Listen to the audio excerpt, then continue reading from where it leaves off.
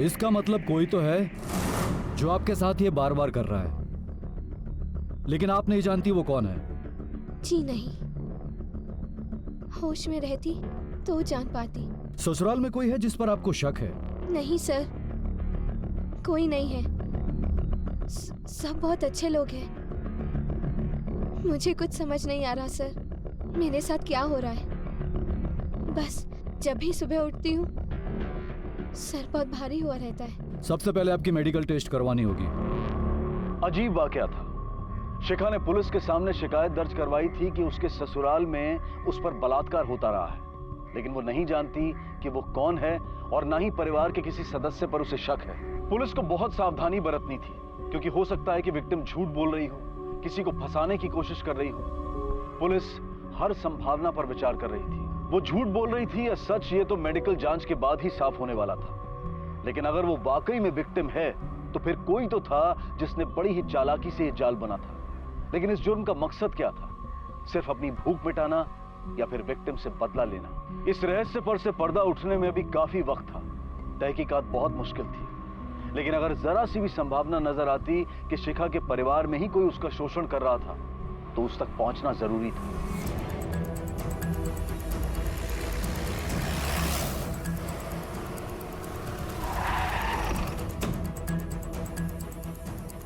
क्या हमारी बहू शिखा ने ये रिपोर्ट लिखवाई है?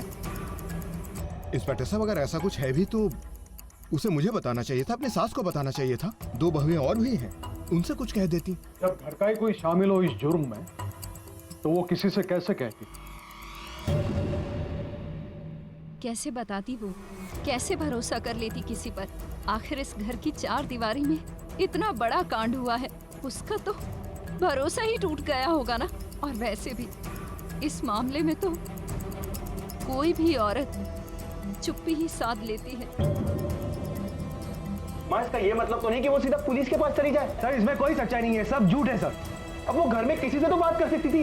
अब लोग ये... एक मिनट, शिखा का रूम का उस तरफ।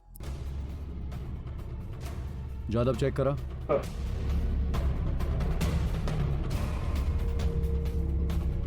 ये पिछले 2 महीनों में शिखा के व्यवहार में आपने कोई अजीब बात महसूस की? कोई चेंज? 1-2 बार मैं उसे चाय देने आई थी तो मुझे कुछ अजीब लगा। उसके हाथ पर और उसके गले पर नाखूनों के निशान थे। जब मैंने उससे पूछा तो शिखा ने कहा कि पता नहीं वैनी, और फिर... सर, कुछ तो मनगढ़ंत कहानियां बना रही है वो। कैसे मुमकिन है ये सब कुछ घर में करवाना? झूठ बोल रही है वो। क्यों झूठ बोलेगी वो? किसको फंसाने के लिए? हाँ, झूठ बोलने की तो कोई वजह नहीं है उसके पास। वो मन में आ रहा है वो बोले जा रही हो। ऐसे कैसे हो सकता है घर में हम सबके रहते हुए? इसका क्या मतलब है? इसमें हम सब शामिल हैं? बकवास करती हो। सर, वजह तो पता नहीं है, पर यह पक्का है कि शिखा झूठ बोल रही है। भाभी क्यों किसी को फंसाना चाहेंगी? हम लोगों में आपस में कोई झगड़ा नहीं है, हम सब प्यार से रहते हैं। हाँ सर, भैया और भाभी का रिश्ता तो बहुत ही अच्छा है, बहुत प्यार करते हैं एक दूसरे से। मुझे तो ये समझ में नहीं आ रहा है कि भाभी ऐसा क्यों कर रही है। सर, मैं सच बोलूँ तो मुझे नहीं लगता कि भाभी के साथ ऐसा वैसा कुछ हुआ है, और अगर हुआ भी है तो कैसे, पता नहीं सर। हाँ इंस्पेक्टर साहब, और कितनी देर चलेगी ये पूछताछ? क्यों, डर लग रहा है? हमें किस बात का डर है? पता चल जाएगा। शिखा का पति कहाँ है? मेरा बेटा इन दिनों पुणे में, पिछले दिनों उसका ट्रांसफर हुआ है। शनिवार और इतवार को आता है। उसे फोन करके बुला लीजिए और पुलिस स्टेशन आकर रिपोर्ट करने के लिए बोलिए। जी। ये केस बहुत ही अजीब है। शिखा का कहना है कि रात को उसके बेडरूम में कोई आता है, उसे रेप करता है, और उसे किसी पर शक नहीं है, ना ही उसके परिवार में किसी को देख के ऐसा लगता है कि उसमें से कोई हो सकता है।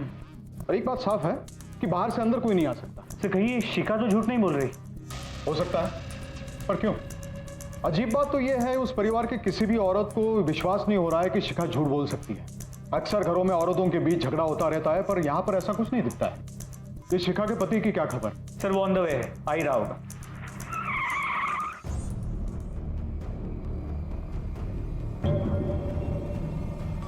ये बात आपको अजीब नहीं लगती? आपका परिवार कहता है कि आप दोनों के बीच में बहुत प्यार है। पिछले 1 महीने में आपकी पत्नी ने आपसे कुछ नहीं कहा, ना ही आपने कुछ महसूस किया, क्योंकि 6-7 बार आपकी पत्नी के साथ आप ही के घर में जबरदस्ती हुई है। ये सब जानने के बाद मैं खुद शॉक्ड हूँ सर। मुझे लगता था कि शिखा मुझसे सब कुछ शेयर करती है, पर नहीं। कहीं ऐसा तो नहीं शिखा मानसिक रूप से?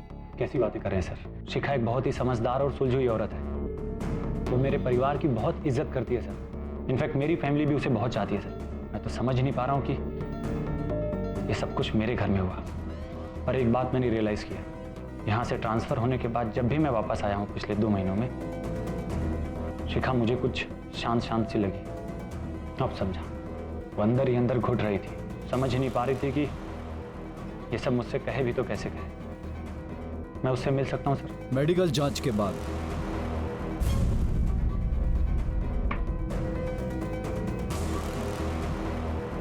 शिखा के साथ रेप हुआ है और वो भी बड़ी बेरहमी के साथ। उसके प्राइवेट पार्ट पर इंजरीज हैं और बॉडी पर कुछ निशान भी पाए गए हैं, कुछ पुराने और कुछ ताजे। Thank you doctor.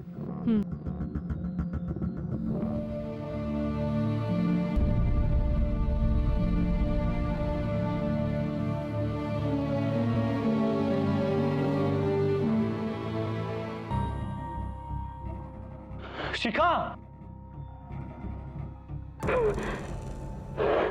संभालो अपने आप को। मैं हूं तुम्हारे साथ।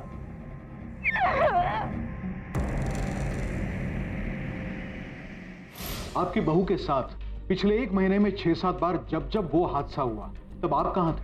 ये कैसा सवाल कर रहे हैं आप? मैं अपनी बहू को बेटी मानता हूं। एक बार सोचिए तो, किससे क्या सवाल कर रहे हैं आप?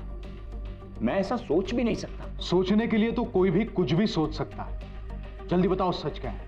देखिए सर, हमारे पास फालतू का टाइम नहीं है कि शिखा की एक झूठ की वजह से हम रोज रोज पुलिस स्टेशन के चक्कर लगाए। मैं वैसा आदमी नहीं हूं सर। मेरा एक छोटा सा ऑफिस है। मैं इज्जतदार आदमी हूं। इज्जतदार लोग ऐसे घटिया जुर्म नहीं करते, ऐसा कहीं लिखा है? तुम्हारे घर में रेप हुआ है तो तुम्हारे घर में से ही कोई एक होगा। अच्छा होगा तुम हमें सच बताओ, वरना हमें और भी तरीके आते हैं सच उगलवाने के। देखिए सर, आप ऐसी बात नहीं कर सकते मेरे साथ। मेरे खिलाफ कोई सबूत है आपके पास? सबूत भी हाथ लग जाएंगे। नहीं सर, हमारे घर में एक और आदमी है, हमारा नौकर बबलू। नौकर? जी सर, वो रोज रात रसोई में सोता है। जरूर उसी ने ऐसी घटिया हरकत की होगी। सर, उसकी शादी भी नहीं हुई अब तक, और जब से आप लोग पूछताछ करने के लिए घर पे आए वो तब से गायब है। सर, एक बात को शायद हमने मिस कर दी। शिखा का कहना है कि उसके सोने के बाद उसके साथ कोई रेप करता और उसे पता तक नहीं चलता। हो सकता है ये रेपिस्ट उसे कोई ड्रग देता या उसके खाने में कुछ मिलाता। ये काम घर का ही कोई कर सकता है। हो सकता है कोई औरत इसमें इन्वॉल्व। शिखा के ब्लड टेस्ट करवाओ और पता करो कि उसके ब्लड में कोई ड्रग के ट्रेसेस है क्या। सर,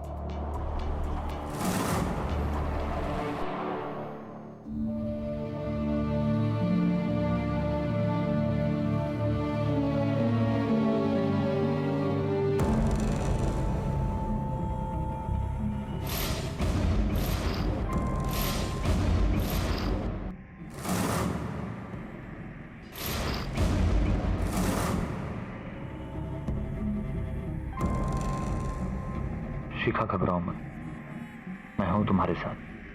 चलो। भगवान जाने क्या हो रहा है, कोई अब तक घर क्यों नहीं आया? दीदी, आजकल तो पुलिस तो रेप केसेस में बहुत सख्ती से पेश आती है।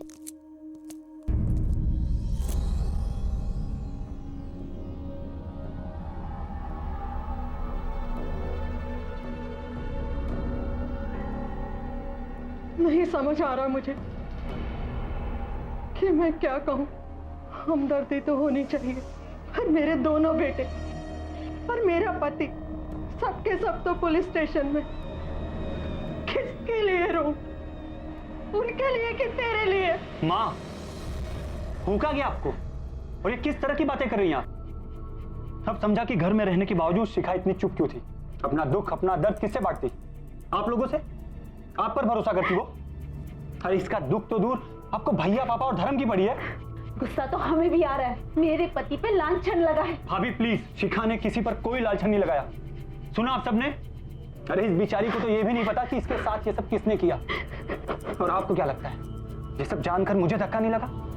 पर एक बात तो समझ गया हूं मैं, ये जो कुछ भी हुआ है इस घर की 4 दीवारी के बीच हुआ है, तो पूछताछ तो होगी। उन तीनों मर्दों के अलावा और कौन है चौथा इस घर में? बबलू कहाँ है? क्या हुआ साहब?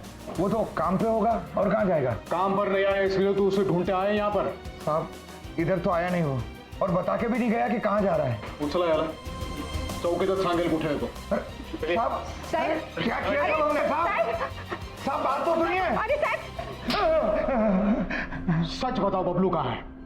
झूठ बोलोगे तो तुम भी फंसोगे। रेप कैसे है ये? साहब राम कसम हम सच कह रहे हैं, हमको कुछ नहीं पता साहब, कुछ नहीं जानते हम सब कह रहे। नहीं जानते तुम? दादा साहब हम नहीं जानते, हमें कुछ नहीं पता साहब, हमने कुछ नहीं कहा। सब हम लोग सच बोल रहे। सब हमारा भरोसा कीजिए सब हमें सच में नहीं पता बबलू कहाँ है। बाबा मैं तो कहता हूं कि आप कह दो विमल से कि वो अपने बीवी को लेकर कहीं और चला जाए। क्या हो जाएगा उससे? लोग यही कहेंगे कि हम ही लोग कहीं ना कहीं गड़बड़ हैं, गलत है, इसलिए हमने अपनी बहू को घर से निकाल दिया। पर बाबा उन दोनों की वजह से थाने में पिटाई हुई हमारी। मैं तो अब उन दोनों की शक्ल 1 मिनट बर्दाश्त नहीं कर सकता इस घर में। भैया ठीक कह रहे, निकाल दीजिए उन्हें घर से। धर्म न शिखा कहीं जाएगी और न मैं। शिखा ने किसी का नाम नहीं लिया है और न ही किसी पर कोई आरोप लगाया है, लेकिन जिस तरह से तुम रिएक्ट कर रहे हो ना, ऐसा लगता है कि तुमने जरूर कुछ किया है। भैया दोबारा सी बात बोली ना मेरा हाथ उठ जाएगा। धर्म नहीं बाबा मुझे बोलने दीजिए, मैं क्या जानता नहीं क्या इनको। भैया को तो मैं एक फूटी आंख नहीं बहाता। ये जरूर भैया और भाभी की प्लानिंग होगी ताकि मुझे इस घर से बाहर निकाल सके। बदतमीज, तेरी इतनी जरूरत की मुझ पर इल्जाम लगाता है? क्या मतलब है तुम्हारा? हाँ तुम लोग सही हो और हम गलत। देखो अपनी मनमानी मत करो, मैं कहता हूं। आप लोगों की चलेगी बस। मैं कहता हूं चुप हो जाओ तुम लोग। ये घर है अखाड़ा नहीं। अपने अपने रूम्स में जाओ।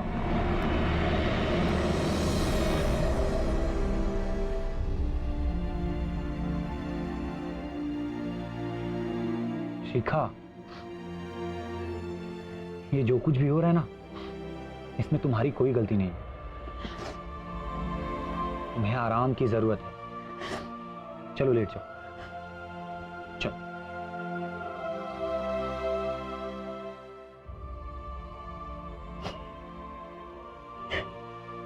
बस रोना बंद। अरे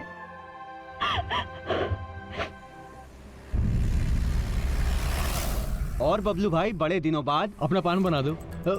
और बबलू क्या हुआ साहब?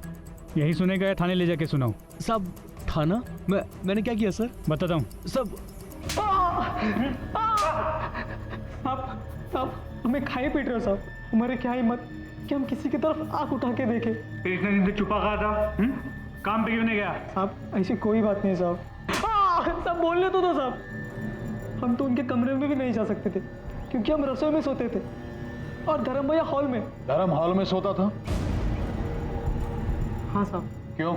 वो सब नहीं पता साहब, लेकिन इतना मालूम है कि धर्म भैया शिखा भाभी से बहुत नफरत करते थे और विमल भैया से भी उनकी बिल्कुल नहीं पटती थी, हमेशा झगड़ा होता था साहब। ये सब आप उन्हीं को पूछो ना साहब। शुरुआत में लग रहा था बहुत मीठा रिश्ता है इन देशमुखों का आपस में। अब पोल खुल रही है, दरारें नजर आ रही हैं। इन सब का कच्चा चिट्ठा खोलना पड़ेगा। बबलू जब भी बुलाए पुलिस स्टेशन चले आना, शहर छोड़ के बाहर मत जाना। तुझ पे नजर है हमारी। नहीं, मेरी बेटी यहाँ नहीं रहेगी। माँ जी शिखा यहीं रहेगी। रहना तो आपको भी नहीं चाहिए इन लोगों के साथ दामाद जी। आपके ही परिवार से किसी ने इतना घिनौना काम किया है, दम नहीं घुटता इस घर में। आप हम पर क्यों उंगली उठा रही है? पुलिस ने पूछताछ की ना हमसे, कुछ हाथ आया? हमें तो ऐसे लगता है ना कि आपकी बेटी नौटंकी कर रही है। पता नहीं कौन सी दुश्मनी निकाली हम सबसे। भैया शिखा के बारे में इस तरह नाप शनाप बकना बंद करिए। हम घर छोड़कर नहीं जाएंगे माँ जी। जिसने पाप किया है वो लोग जाएंगे, और अगर किसी को हमसे प्रॉब्लम है तो बेशक ये घर छोड़कर जा सकता है। सारे निर्णय तुम ही कर लोगे, हम जनता है अभी। और बहन जी माना कि आपकी बेटी के साथ कुछ गलत हुआ है, आप हम पर लांछन मत लगाइए। शिखा, शिखा नहीं, क्या कर रही हो? शिखा छोड़ो। अरे क्या कर रही हो ये? शिखा छोड़ो, छोड़ो इसे। क्या कर रही हो तुम? क्या करूं मैं? और मेरी वजह से घर में क्लेश हो रहे हैं, भाइयों में झगड़े हो रहे हैं, घर की शांति भंग हो गई है। ये जान दे दोगी? मैं आप लोगों के सामने हाथ जोड़ती हूँ, प्लीज मेरी वजह से लड़िए मत, प्लीज।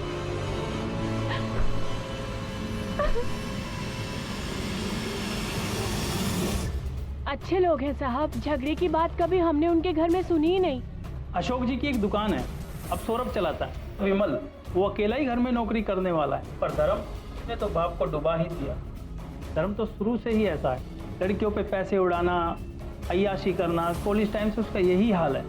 ठीक है।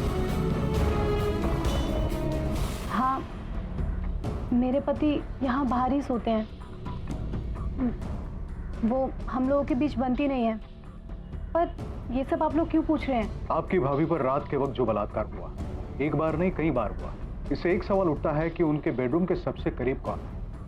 हमें यह भी पता चला है कि आपके पति उनसे नफरत करते थे। हाँ, ये सब ठीक है, मगर मेरे पति ये सब नहीं कर सकते। कौन क्या क्या कर सकता है इसका अंदाजा नहीं है आपको।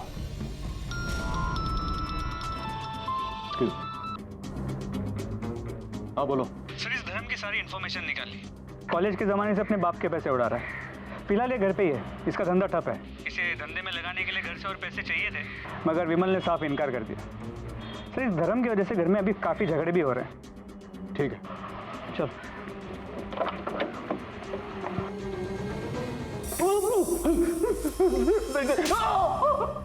चुपचाप अपना जुर्म कबूल कर ले, ये तेरे लिए भी आसान होगा और हमारे लिए भी। लेकिन सर जब मैंने कुछ किया नहीं तो मैं कैसे मान लूं सर? बताता या और खातिरदारी करूं तेरी। सर मैं मानता हूँ कि मेरी विमल भाई और भाभी से बिल्कुल नहीं बनती, इनफैक्ट मेरी पूरी फैमिली से मेरी नहीं बनती, कोई मेरी मदद ही नहीं करना चाहता। यहाँ तक कि मेरी बीवी भी मेरे बारे में यही सोचती है कि मैं निकम्मा हूँ, किसी काम का नहीं हूँ सर। वो तो तुझे अपने साथ बेडरूम में सोने भी नहीं देती। तुझे तो हॉल में से दिखता होगा ना भाभी के बेडरूम में क्या चल रहा है। सर मैं आपसे कह रहा हूँ ना, ये काम बबलू नहीं किया है। सर ये काम बबलू नहीं किया है, या फिर जरूर ये भैया और भाभी की प्लानिंग होगी ताकि मुझे हमेशा के लिए अपने रास्ते से हटा सके। वो तो यही चाहते हैं कि बाबा की पूरी जायदाद उन्हीं को मिले, इसलिए तो वो मेरे बाबा को भी मुझे पैसे देने से रोकते हैं। सर मैंने कुछ नहीं किया है सर, मैंने कुछ नहीं किया है। बबलू, शक के दायरे में सबसे पहला नंबर इसका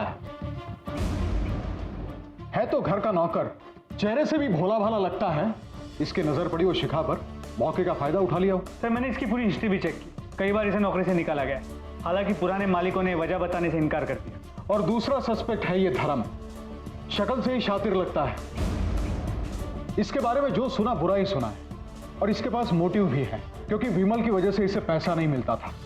बदले की आग थी इसके दिल में। और बचे ये दोनों, बड़ा भाई सौरभ और बाप अशोक। इनके पास कोई मोटिव नहीं है, पर हर कोई इंसान सिर्फ व्हाइट या ब्लैक नहीं होता। हर इंसान की जिंदगी में कुछ ऐसे राज होते हैं जो उसके परिवार वाले भी नहीं जानते। हो सकता है इन दोनों की कुंडलियां हमें खोलनी पड़े, हो सकता है कोई गड़ा मुर्दा निकल आए। सर वैसे शक्ल से दोनों लगते सीधे साधे, लेकिन इस सौरभ के बारे में आस पड़ोस में कुछ खास अच्छा नहीं सुना।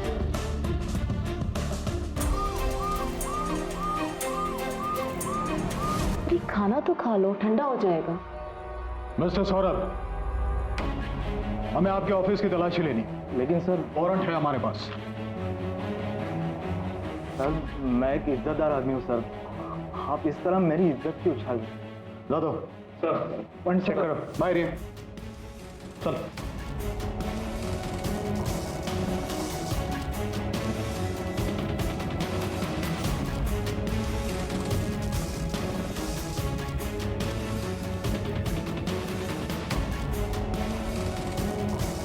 कहा जा दो कैमरा।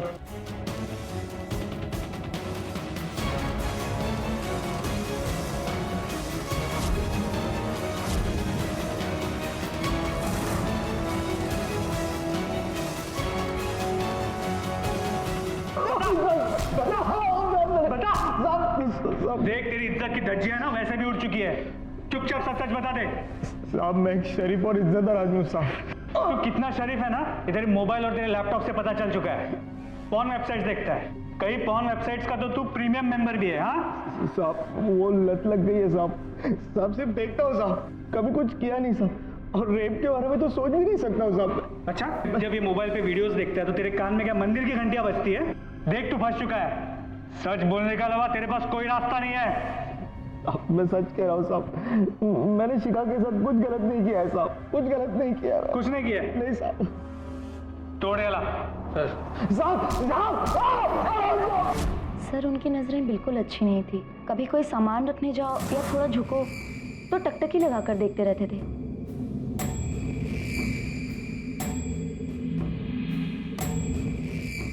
हाँ सर, उन्हें वो अलग अलग तरीके से करने की आदत है। मुझे बहुत गंदा लगता था, मुझे बहुत गुस्सा भी आता था। मैंने उनसे बहुत बार कहा कि मैं आपकी बीवी हूँ, कोई प्रोस्टिट्यूट नहीं हूँ, लेकिन वो मेरी कोई बात नहीं मानते। जब जब शिखा के साथ जबरदस्ती हुई, आपके पति बेडरूम में ही थे? सर, घर का सारा काम मैं करती हूँ, इतना थक जाती हूँ कि एक बार सोती हूँ तो फिर सुबह तक आंख नहीं खुलती, किसी चीज का कोई होश नहीं रहता मुझे। हम तो उनसे दूर दूर ही रहते थे सर, जानबूझकर छूने की भी कोशिश करते थे और ऐसे दिखाते हैं जैसे गलती से हाथ लग गया, लेकिन क्या हम बुद्धू हैं?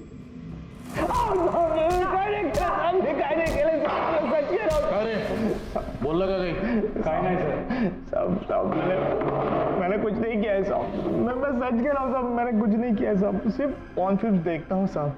हर आदमी तो देखता है ना साहब पॉर्न फिल्म, वो पॉर्न फिल्म देखने वाला रेपिस्ट तो नहीं होता है ना साहब। तू कर सकता है, खुद की बीवी को तंग करता है, हर औरत को बुरी नजर से देखता है तू। साहब सिर्फ सोच सकता हूँ साहब, कुछ करने की हिम्मत नहीं है साहब। और आई शपथ साहब, मैंने शिखा के साथ कुछ गलत नहीं किया है साहब। लेकिन ऑफिस की औरतें, कस्टमर्स, सोसाइटी की औरतें, हर औरत को बुरी नजर से देखता है, घूर घूर के देखता है। ये तो तुझ जैसे लोग हैं जिनकी वजह से औरतों को बाहर निकलना मुश्किल हो जाता है। साहब अगर शिखा बोलती है कि उसके साथ कुछ जबरदस्ती हुई है तो उसे कुछ तो पता चलता, वो कौन है, उसे कुछ तो याद आता साहब। ऐसे कैसे हो सकता है कि उसे कुछ भी पता नहीं है? जादव, चार्जशीट तैयार करा।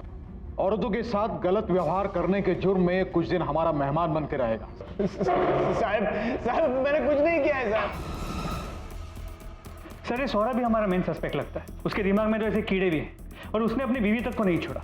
उसके खिलाफ हमारे पास कोई सबूत नहीं है, ना ही अशोक के खिलाफ। और अशोक के पास कोई वजह नहीं है शिखा या विमल से बदला लेने की। और उसके बारे में किसी ने कोई बुरी बात तक नहीं की। दुकान का स्टाफ है, आस पड़ोस की औरतें, सब उनकी इज्जत करते हैं। मैंने मेडिकल रिपोर्ट्स मंगवाए थे, उसका क्या हुआ? सर, विटामिन B12 के ट्रेसेस मिले। डॉक्टर ने कहा कि किसी दवाई का साइड इफेक्ट हो सकता है। जादव, पता करो शिखा को सोने से पहले कोई दवा लेने की आदत थी क्या? मतलब स्लीपिंग पिल्स या विटामिन B डेफिशिएंसी की दवा। हो सकता है कि किसी ने इस आदत का फायदा उठाया हो और कोई घर का ही हो सकता है। एक बार अगर वो आदमी मिल गया तो आगे की सारी कड़ियां अपने आप सुलझ जाएगी। सर, शिखा रात सोने से पहले दूध पीती थी जी। और अक्सर वो लेने आती थी, आप उसे देने जाते थे। मैं देने जाती। कहीं ऐसा तो नहीं कि आप उसमें कुछ मिला देती थी ताकि उसे होश ना आए? और वैसे भी आपकी पति की आदतें आप बर्दाश्त नहीं कर पा रही थी, कहीं आपने ही उसे मौका नहीं दिया शिखा के साथ वो सब करने का? हमने ऐसे केसेस देखे हैं जहां पर अपनी शादी को बचाने के लिए, अपने पति को खुश करने के लिए औरतें क्या क्या नहीं कर बैठती। मैंने ऐसा कुछ नहीं किया अपने पति के लिए, सुना आपने? और हम विश्वास कर बैठे आप पर।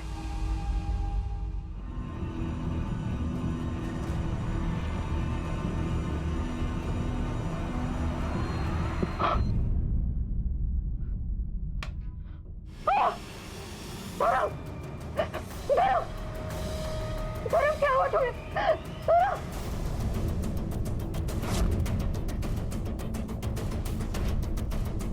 घर में फोर्स एंट्री की कोई निशानी नहीं है, किसी ने धर्म की आवाज भी नहीं सुनी इस घर में। मेरे के अंदर का भी तो कोई हो सकता है। हो सकता है। सर, कहीं शिखा या विमल या इन दोनों ने मिलकर धर्म पे तो हमला नहीं किया? उन्होंने इस बात को मान लिया हो कि धर्म ही वो आदमी है जिसने शिखा के साथ रेप करने की कोशिश की हो। घर की अच्छी तरह से तलाशी लो, मैं शिखा के बेडरूम में जाता हूं। सर,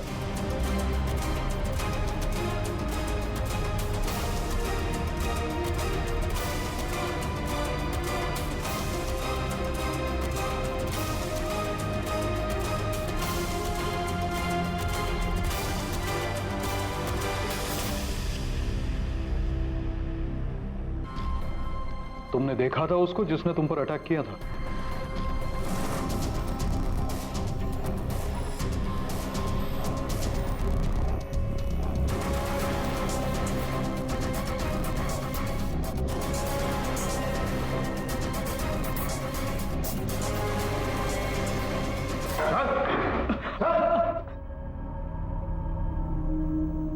क्यों जान लेने की कोशिश की धर्म की? बहुत गुस्सा आया था साहब। धर्म भाई ने हम पर उंगली उठाई थी, हमने कुछ नहीं किया था साहब, फिर भी हमें बदनाम कर दिया। जिस दिन आप उठा के ले गए तब से आस पड़ोस के लोग भी बात करना बंद कर दिए। माँ बाप भी अच्छे से बात नहीं करते, सबको यही लग रहा है कि हमने ही रेप कर दिया साहब। और हमने उनके घर से एक चम्मच तक नहीं चुराया। ईमानदारी से नौकरी करते थे, पगार लेते थे, घर में सबसे भाभी दीदी करके बात करते थे, पर उन्होंने क्या किया, हमारा नाम बदनाम कर दिया।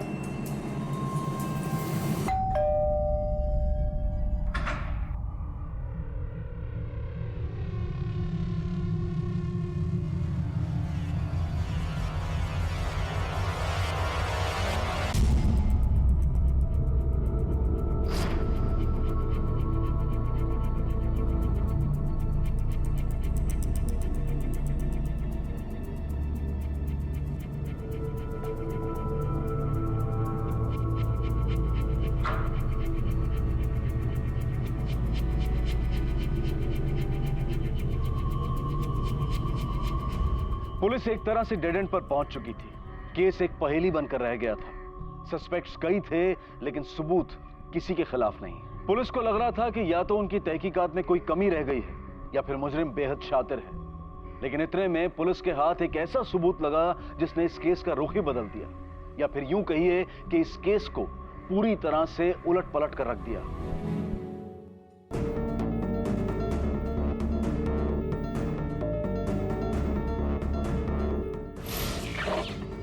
आपकी अलमारी से मिला है,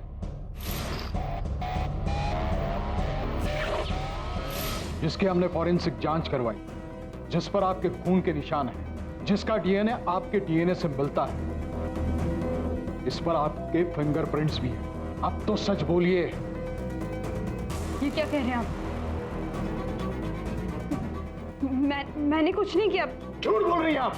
आप अब भी यही चाहती है कि शक की सुई आपकी फैमिली पे रहे। आपकी वजह से आपके परिवार को कितनी मुसीबत हुई, जिल्लत सहनी पड़ी है। आपकी वजह से आपके पति को अपने ही परिवार से दुश्मनी करनी पड़ी। मैं किसी पर उंगली नहीं उठा रहा। ये जो कुछ भी हुआ है इस घर की चार दीवारी के बीच हुआ है। उन तीनों मर्दों के अलावा और कौन है चौथा इस घर में? और ऊपर से धर्म की जान जाते जाते बची है, और फिर भी आपका कहना है कि आप सच बोल रही है। अब जानती हैं आपके परिवार के टूटने की वजह सिर्फ आपका झूठ। खुला मैंने झूठ, मुझ पे कोई रेप अटेम्प्ट नहीं हुआ, सब मैंने ही किया था। मुझे इंसाफ चाहिए था। इंसाफ? कैसा इंसाफ? हमारी नौकरानी शिल्पा ताई की बेटी मुग्धा, उसे इंसाफ दिलाना चाहती थी। ये नहीं पता था कि बात यहां तक पहुंच जाएगी। इस हादसे से इतनी डिस्टर्ब थी कि कुछ करना चाहती थी। सोचा इस तरह से सच सामने आएगा। सच? कौन सा सच? किस सच की बात कर रही हो तुम? मुग्धा के रेप का सच। हम दोनों साथ साथ बड़े हुए, साथ साथ खेले पड़े, बहुत अच्छे फ्रेंड्स थे हम दोनों। ताई किती छान दिसतेस. इधर आ. क्या? बैग.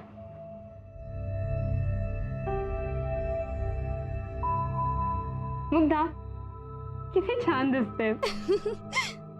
मेरी छोटी बहन की शादी थी, मैं अपने ससुराल वालों के साथ मायके गई थी। मुग्धा हमारी मदद कर रही थी मेरी बहन को तैयार करवाने में। वाओ मुग्धा, कितनी सुंदर मेहंदी लगाई है रे, है ना? अरे बेटा, मेहंदी हुई या नहीं? हाँ बस हो गई। खाना तैयार है, सबको बुला लो। अच्छा मैं बुलाती हूँ। सबको मेहंदी लग चुकी थी। मेरे ससुराल वालों का रहने का इंतजाम ऊपर ही किया गया था। सारे जेंट्स पी रहे थे। ताई, हाँ तू रुक, मैं बुला कर लाती हूँ। अच्छा चल ठीक है, जा। मैंने मुग्धा को उनको बुलाने को भेजा था, और जब बहुत देर तक वो नहीं लौटी तो ए मुग्धा का नहीं आली अजून?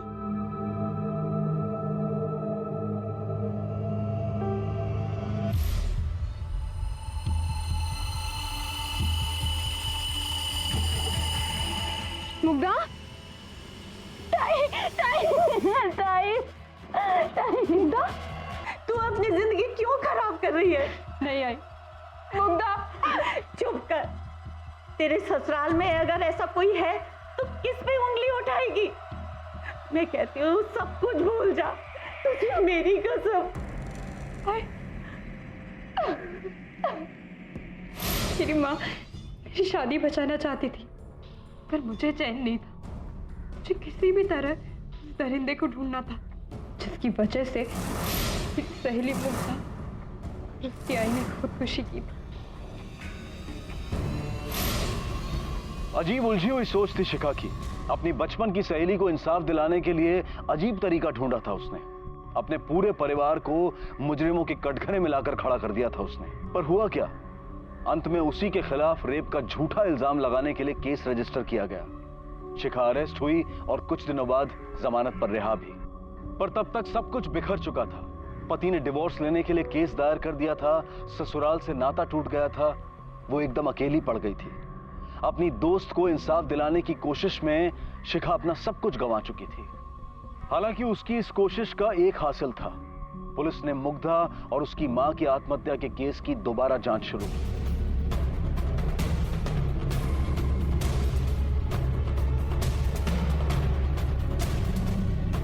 ये आपके पड़ोस में जो मुग्धा रहती थी उसके बारे में क्या जानती हैं आप? ये शिखा की बहन की मेहंदी में ये मुग्धा आई थी?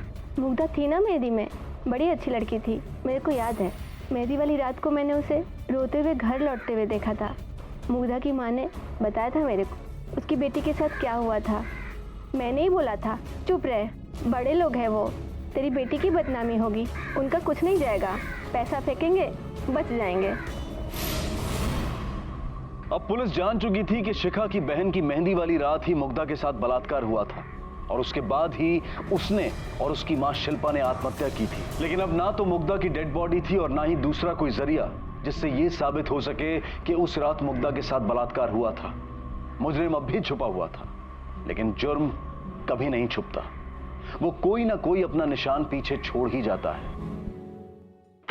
सर, मुग्धा की मां ने दूसरी नौकरानी को बताया था कि उसकी बेटी के साथ रेप हुआ है और ये मुग्धा की पोस्टमार्टम रिपोर्ट, जरा ध्यान से देखिए।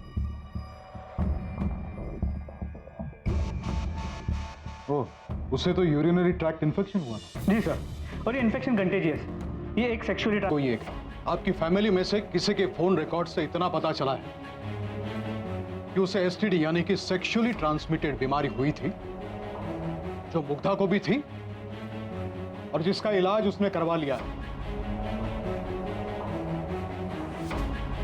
जो विमल, सही कह रहा हूं ना? जी सर, वो इंसान मैं ही हूं। मुझसे गलती हुई। ये जो कुछ भी हुआ ना शराब के नशे में हुआ।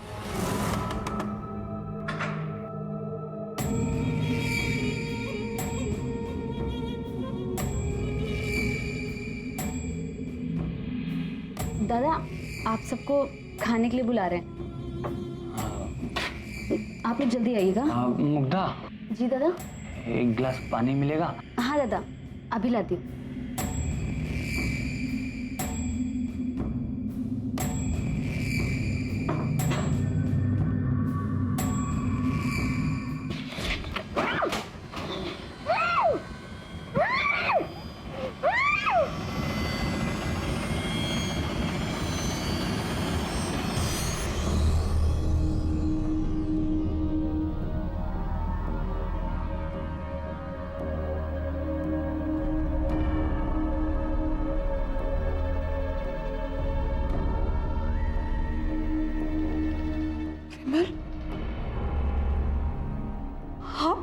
शिखा, आई एम सॉरी शिखा।